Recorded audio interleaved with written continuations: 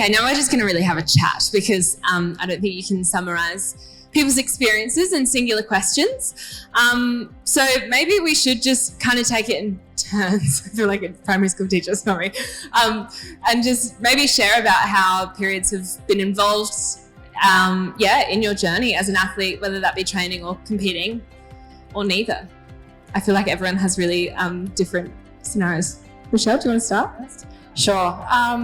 So I do a sport that, as you saw, involves white pajamas, which in itself is reasonably frightening as a young person. I've been doing karate my whole life pretty much, started when I was 8.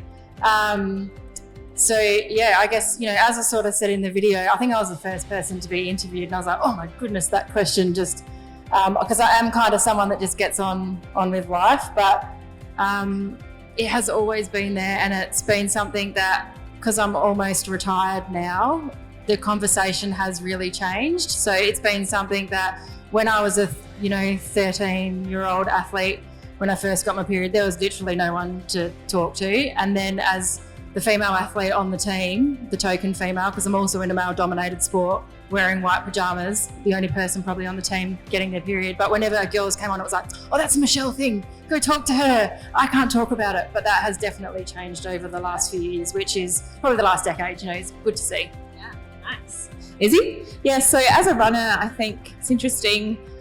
It's always been kind of talked about previously, like, you lose your period, that's normal. I mean, you're fit, you're running 150 Ks a week, you're really lean. It's almost been like a badge of honor. And it's great to see that changing in the last few years. So I'm 26 and admittedly, I've only had a regular cycle for the last 18 months. And I'm really proud of that because having a menstrual cycle for me now shows that I'm healthy. It means I can go after my goals and know that my body is actually responding to the training, adapting and able to get better and be, the best athlete I can be. But as a junior athlete, there was just no resources, no education, and really just not talked about. And it was kind of almost stigmatized to even really talk about. And I almost felt, to be honest, embarrassed when I did have a period because it felt like maybe I shouldn't be getting this because it means I'm not fit enough. So it's quite interesting to see the conversation change in the last few years. I guess looking at menstruation now is a really healthy sign of my body working with me and not working against me. And Nat, do you have anything to add? Yeah, I'm similar to Izzy in that, when I came through, so I started cycling at the age of 12. I was a track sprinter, so I was a bit bigger. And then at the Junior Worlds, I think I was like 15 or 16. I was like, I thought I wanted to get it in control. So I spoke to the doctor and said, hey, this is what's happening. I'm a female. What should I do about it? And his instant response was, here's the range of pills. Choose which one you want to go on. And that was simply it. And it was like, okay, so I went on to one of the pills and within a month I'd put on all this weight and I couldn't explain why. He didn't explain that part either. And then it did come off. And so then I was like, all right, okay. And then I started to get into a rhythm. And then what was interesting was I didn't kind of revisit that ever. In 2014, I thought, maybe I want to have a break from this. So I came off by my choice. But I was in Italy with my boyfriend and every time I was late, I was nervous, and same with Izzy. I actually didn't get it quite often. So then it was like, was this stress worth it? And so I spoke to a different doctor and he said, my wife has been on the pill for ages and she's fine, so go back on it. And she's a 60, 70-year-old female who probably doesn't play sport. And so I was like, okay, sure. So I went back on it and then we didn't look into it until 2019. So I've been, to 3 Olympic Games. I've been at the top of my game for 10 years and it's only 2019 that we actually started talking about it. And it was through our nutritionist, Jill Leckie at the Australian cycling team. She was amazing. And so she worked with Stacey Sims and it was all about just having that conversation. And so we all sat there, there was about 8 of us and I think maybe 2 of us weren't on it, on some sort of pill. And at the end of the day, when you think about it, the pill is literally putting estrogen in your body, which is not beneficial for performance. So it was quite an interesting revelation. So from then on, we all looked into it and we found out that different things are suited to different people and people react differently. And maybe if you do have a strong period or you do, it is inconsistent, maybe there is a better option for you and maybe that is the pill. So I'm not saying it's all negative, but I think it was just more about being aware and knowing exactly what you're doing and yeah, since then I've been tracking my period and I've learned so much more, and I wish I knew all this stuff earlier, but thanks to you guys and people like this, I think we're going to see a lot of changes in women in Australia. Amber. Well, that makes me really sad because you guys are all from the era after me. I was a rower in like the noughties. I went to the 2004 and 2008 Olympics, and I thought things would get better after I left. But I just look back on it and I'm really glad that I had a mum who was really straight up and down about it and just said, Amber, if you're going to be doing active things, just bloody learn how to deal with tampons. And so that put me in good stead for the first part of my rowing career. Then I was a lightweight rower, and of course it went away, but then it only came back at really, really inconvenient moments. So, and quite randomly, quite unbelievably. And I wish that I was an athlete 10 years down the track, because I understand now there's apps and all sorts of things that you can do to track your performance with your cycle. And, you know, those graphs that we saw earlier, you can time your competition to be at the peak and all of that. So I'm not going to be much help because my athletic story didn't involve getting a period very much, but it does. I think it's a major barrier to women in sport, and that's something I'm passionate about. When we talk about it as a barrier, I guess through the video and through chatting with you guys like 5 minutes before we got on stage, the experience of bleeding and competing is really different. And maybe it would be great to give us all an insight onto, I guess, the mentality or the maybe hurdles or victories that you have either been able to achieve or have to kind of address when you're competing. Izzy, do you want to maybe start with your experience? Yeah, sure. So I guess I'll just add, love what you all said about that. But yeah, I also choose not to be on the pill or anything like that, just so I know that I'm getting a menstrual cycle, and I really want to be in control of that and be able to feel, you know, how my body is, because I think, you know, as an athlete, we're so in tune with what we're doing. You really need to know how you're feeling every day. You know, if you're on the brink of injury and sickness pretty much every day when you're training as hard as we do, I really want to have that information. But to be honest, I'm still confused. I track my cycle. I have an Aura ring which tells my temperature at night, and I can kind of see the graphs going up and down. But like you said, everyone I've spoken to about my period just says, go on the pill, get an IUD, and it's just, to me, that's not actually addressing it. It's just kind of like almost masking it and just not dealing with, like, actually knowing more about it and working with it. So I think we're doing a great job. We've got a long way to go, and there's heaps more research which we need to really understand how women are functioning, definitely. But yeah, for me, unfortunately, I really struggled, to be honest.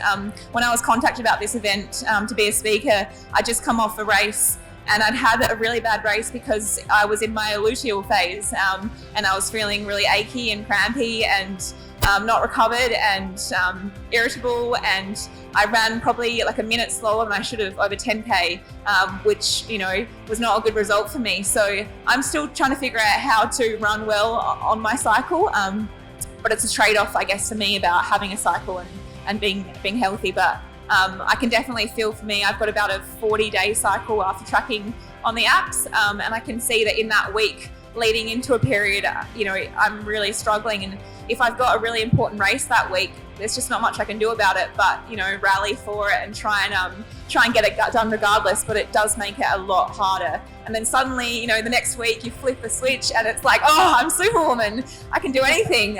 So when I look at my race calendar and kind of look at what my menstrual cycle might be, it's just kind of like luck of the draw. And I guess at best just trying to work with my menstrual cycle. But yeah, I'm crying out for more research, more information, and more conversations like this, because I'm still struggling. And last year was my first Olympics, and I remember my whole kind of teenage life thinking, oh my God, what if I get to the Olympics and I get my period that day? That would suck.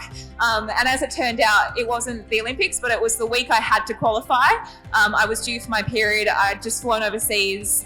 It was, middle of COVID last year. I was in the Netherlands and I was due for my period, and I was just not feeling good, but I had to run a qualifying time in that race. And I remember taking a Panadol half an hour before the race and just thinking, please help me. And I managed to get the job done and I did qualify, but it was just kind of that, kind of full circle of thinking back to, being a younger athlete and thinking, oh my God, what if that'd be the worst? And it kind of was like the situation, you just have to deal with it. But I definitely am still learning a lot. Congrats. Annette. What's also interesting is that everyone's, like I said before, everyone's affected in different ways. So there, on one hand, you're meant to be technically strongest during your period, but then on the other hand, if you get pain, it could be the opposite. So it's such a fine balance. And I had the same thing with the Olympics. I was just like praying that it would be like a few days in, but like enough that it is gone, but I'm still getting the benefits. But you can't. Life is just so unpredictable. So I'll just say one experience I had recently. I got hit so hard and I could hardly pedal. I had pain all the way down my legs and I couldn't get home. And so it's just like, if that was race day, what do you do? So it's more about just learning. And one other experience that popped into my mind, it's not very flowy here, but so as part of the team pursuit team, so that was actually with my teammate Maeve. There's 5 or 6 girls and there's 5 or 6 guys who are doing the same thing, and we were all doing a very similar program. But then they pulled us all up into a meeting, and then they showed how many days each squad was off sick. And the females, even though we wanted it just as badly, we're all here committing to the same thing. Everyone's relocated to Adelaide to focus on training. We had so many more sick days. It was significant. It was about 20% more or something like that, like huge. And then I started looking into it because I was like, well, because they said, is this an epidemic? And I felt like they were kind of targeting us mentally. And I was like, hang on a sec. Like, we're not here to muck around. Like, we're here to win Olympic gold, just the same as those boys. So I started looking into it myself, and then I worked out that I think it was 80% of the occurrences of people getting sick that year had been in the week before their period. And so this was before we'd started looking into it. And so then I look on these apps now, and then it says some of the apps are really good, and they say, oh, this is what you can experience. It's like higher tendency to get sick, higher tendency to get injured. This is the foods you need to eat in preparation or like to boost your immune system. And so it's a thing. So I was like, well, why is an athlete finding this out on their own? Like, we need more people talking. So yeah. Woo, so good. And since my sporting career, I have become a doctor in psychology, and I have looked into this area, and it's like, why don't we talk about this more? It's pretty easy to put in some strategies. The week before your period, you just warm up a little bit more before your session. The week of your period, you understand if girls go home because they're not feeling so great, and then the week of your ovulation, get as many performances as you can in there. It's not the be all and the end all, and because I'm a doctor of psychology, I will say be careful about the placebo effect as well, you girls, because you can talk yourself in or out of almost anything. But even so, there are still really reasonable strategies that coaches, who are mostly male, unfortunately, can still take around a female athlete's period. Do you have anything to add, Michelle? The only thing I was going to add is just picking up on Izzy's point about choice. And, I'm over 40 now, still competing, a little bit crazy, very soon to be retired. But when I first moved into a senior division, which is all about weight categories, and I'm nearly 6 foot and used to fight under 60 kilos, which is very stupid.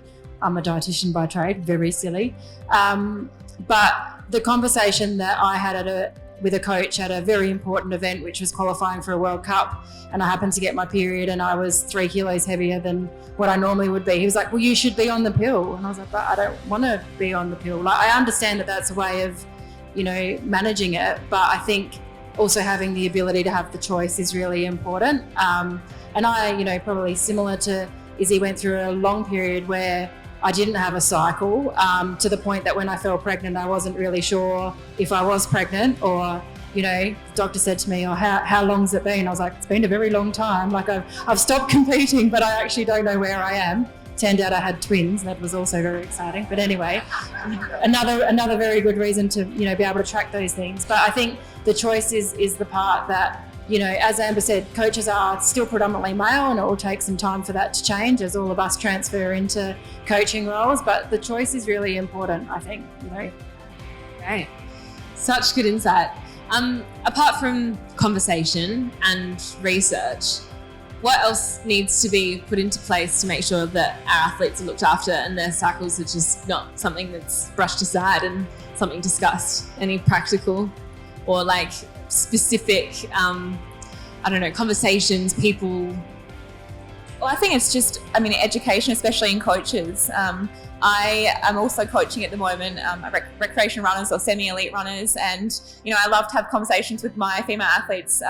They tell me how they're feeling, and I find out where they're at, and I'm like, yeah, that's normal, don't worry, that was me last week. But as we said, a lot of coaches are male, and it's not that anything wrong with men, but they just need to be educated more. I've had only one female coach in my career, and a number of male coaches. I spent 5 years in America on scholarship in the college system there, and I was repeatedly told to lose 15 pounds, and I'd run 30 seconds faster, and if I lost that weight, I would be completely unhealthy, and at that stage I was already not getting a period. So just the fact that those people in those paid, very well paid roles, having the authority to tell young women what to do with their bodies, they just need to be educated. And I think it's just education, especially in those coaching roles, in clubs and teams, in organisations, because they're shaping the lives of young women.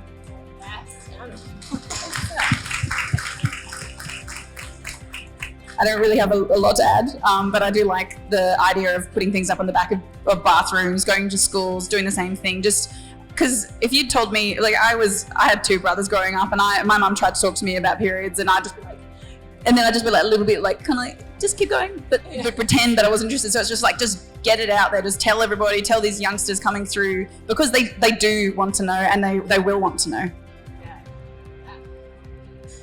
Do we have? Oh, do you want to? Only thing, the grant that's available now, utilize that as your opportunity. I think for resources and for particular, grassroots clubs. I come from a sport with no funding, no paid people. Use the grant opportunities to equip your clubs or your sporting organisations. We stock first aid kits, and not that this is a medical condition, but we should have these sorts of products around for your athletes. It might stop the embarrassed, 60-year-old coach from having to have the conversation, but at least if your athletes know that the products are available, and if it happens at a time that someone hasn't planned for it, it's a small thing that I think can make a big difference.